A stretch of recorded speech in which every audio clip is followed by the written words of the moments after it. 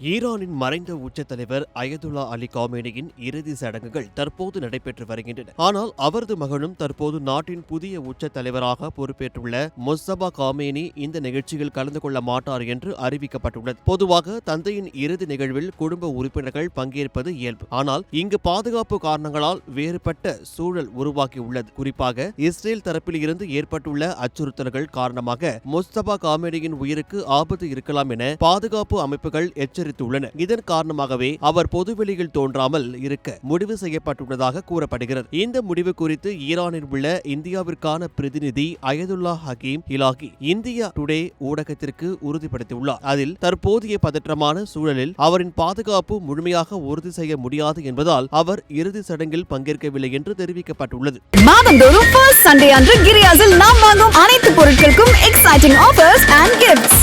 மேலும் இஸ்ரேல் பாதுகாப்பு அமைச்சர் சமீபத்தில் முஸ்தபா காமேனியின் குறிவைத்து எச்சரிக்கை விடுத்திருப்பதாகவும் கூறப்படுகிறது. இதுவும் பாதுகாப்பு கவலைகளை அதிகரித்துள்ளது. முன்பு நடைபெற்ற அமெரிக்க இஸ்ரேல் வான்வழி தாக்குதலில் அலி காமேனியுடன் சேர்ந்து முஸ்தபா காமேனியின் மனைவி சகாரா ஹதாத் ஆடலும் கொல்லப்பட்டார். அவரது இறுதி சடங்கிலும் முஸ்தபா காமேனி பங்கேற்கவில்லை. அதே நிலைமைதான் தற்போது மீண்டும் தொடர்கிறது. இந்நிலையில் நாட்டின் புதிய உச்ச தலைவர் தனது தந்தையின் இறுதி சடங்கிலேயே கலந்து கொள்ள முடியாத சூழல் உருவாகியுள்ளது. சர்வதேச கவனத்தை ஈர்த்துள்ளது. இறுதி சடங்கு நிகழ்வுகள் ஒரு வாரம் நடைபெற உள்ளன என்றும் தெரிவிக்கப்பட்டுள்ளது. இதற்கிடையில் இந்தியாவில் இருந்து காங்கிரஸ் தலைவர் சல்மான் குர்ஷித் உள்ளிட்ட சில அரசியல் பிரதிநிதிகளும் இந்த நிகழ்ச்சியில் கலந்து கொள்கிறார்கள். மேலும் ஈரானிய வெளியுறவுத்துறை அமைச்சர் சையத் அப்பாஸ் அராக்சி அமெரிக்காவிற்கு எச்சரிக்கை விடுத்துள்ளார்.